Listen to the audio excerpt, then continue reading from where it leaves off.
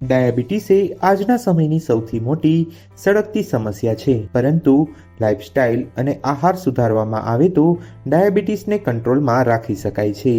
આ મામલે આયુર્વેદ શું કહે છે, આવો જાણીએ નિષ્ણાંત પાસેથી. નમસ્કાર, હું ડૉક્ટર ચાર્મી સુરેશ કુમાર મહેતા, કાય ચિકિત્સા વિભાગ ITRA institute of teaching and research in આયુર્વેદમાં લેક્ચરર તરીકે ફરજો બજાવું છું. આજે મારે તમારી સાથે આયુર્વેદમાં મધુમેહ એટલે ડાયાબિટીસ રોગ વિશે થોડી વાત કરવી છે. અમે અહીંયા ITRAમાં OPD નંબર 11માં સ્પેશિયલ ડાયાબિટીસ માટેના દર્દીઓની નિદાન અને તપાસ કરીએ છીએ. અહીંયા અમારે ત્યાં એક લેબોરેટરી છે, ત્યાં સવારે 9થી લઈ અને 12 વાગ્યા સુધીમાં ડાયાબિટીસ તથા એને લગત લિપિડ પ્રોફાઇલ કે કિડનીના રિપોર્ટ બધાની તપાસ કરવામાં આવે છે. તે અનુસાર દવાઓ દેવામાં આવે છે તથા અન્ય સુવિધાઓ પણ છે. એના સિવાય OPDમાં કન્સલ્ટેશન માટે નિષ્ણાત MD તથા PhD ડૉક્ટર્સની ટીમ રહેલી છે, જે સવારે 9થી લઈ અને 12:30 સુધી અને બપોરે 3:30થી લઈ અને 6 વાગ્યા સુધી ડાયાબિટીસના દર્દીઓને વિશેષ કાળજી અને સારવાર આપે છે. ડાયાબિટીસ થાય ત્યારે તો તમે ચોક્કસ આયુર્વેદ અપનાવજો, પણ ડાયાબિટીસ ન થાય તે માટે શું કરવું? તે માટે આપણે એક સ્વસ્થ જીવનશૈલી અપનાવવી જોઈએ. આયુર્વેદ કહે છે કે નિરોગી રહેવું એ સૌથી સારું છે, અને એના માટે એક સ્વસ્થ જીવનશૈલી એટલે ખોરાકમાં આપણે શું ધ્યાન રાખવું જોઈએ? તો અત્યારના જમાનામાં આપણે જોઈએ છે કે ઘઉં અને મેંદો આ બધું વધારે ઉપયોગમાં આવે છે, જ્યારે આયુર્વેદમાં મિલેટ્સ એટલે કે બાજરો, જુવાર, જવ, મકાઈ, રાગી આ બધા જ જે કાંઈ મિલેટ્સ છે એની સાથે સાથે ઘઉં મિક્સ કરી અને આપણે જો ખોરાકમાં લઈએ કાયમ માટે તો આપણે ડાયાબિટીસથી બચી શકીએ છીએ. એ સિવાય આપણે જંક ફૂડ કે ફેટ ફૂડ કે ચીઝ જેવા પ્રોસેસ્ડ ફૂડ જે વધારે પ્રમાણમાં લોકો લઈએ છે તેના કારણે જે સ્થૂળતા વધે છે. જેટલી સ્થૂળતા કે ઓબેસિટી વધશે તેટલું જ ડાયાબિટીસ થવાની શક્યતા વધશે. એટલા માટે આવા બધા ખોરાક કાયમી કે નિરંતર ન લેવા, પણ એની સાથે સાથે હેલ્ધી ફૂડ્સ લેવા, જેમ કે કારેલા, દૂધી, લોકી આવા જે શાકભાજી છે તથા ફળ છે, આવા ફળ અને શાકભાજીનું સેવન કરવું જોઈએ. ઠંડા પીણા સતત લેવાની ટેવ ટાળવી જોઈએ.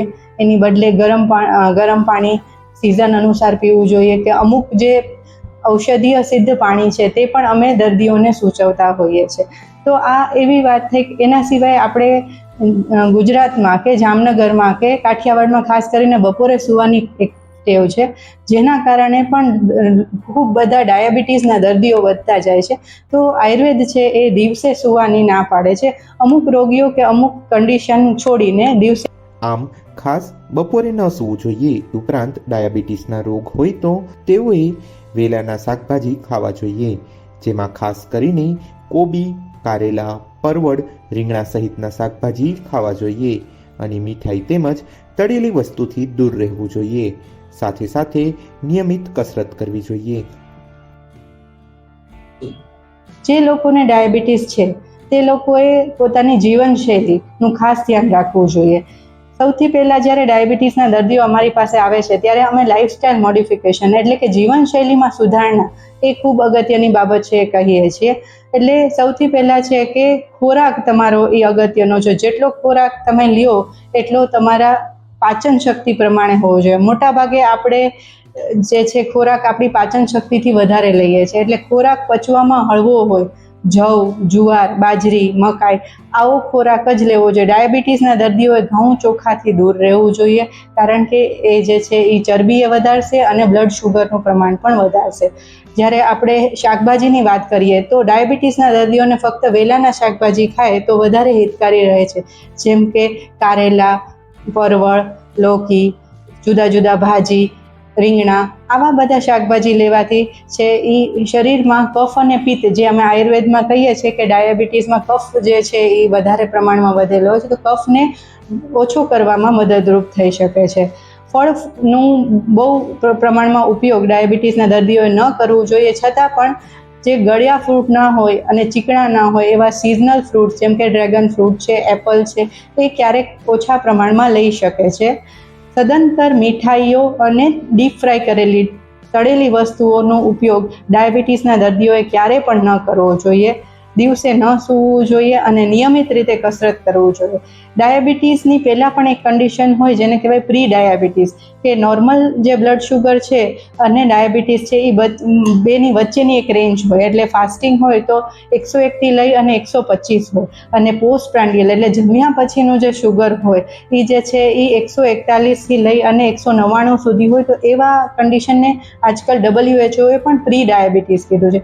પ્રી ડાયાબિટીસવાળા લોકો જો ખાલી લાઇફસ્ટાઇલ મોડિફિકેશન કે ફક્ત આ આહાર વિહારની પરેજીનું ધ્યાન રાખે તો એને કોઈ દવાની જરૂર નહીં પડે અને ડાયાબિટીસ રોગથી બચી શકે. જો આ લાઇફસ્ટાઇલની પરેજી નહીં પાડે તો એને 100% ડાયાબિટીસ થવાના ચાન્સીસ છે. તો ખાસ કરીને પ્રી ડાયાબિટીસ રેન્જમાં જો તમે આવતા હો તો ફક્ત તમારી રહેણીકહેણી, તમારો ખોરાક બદલો.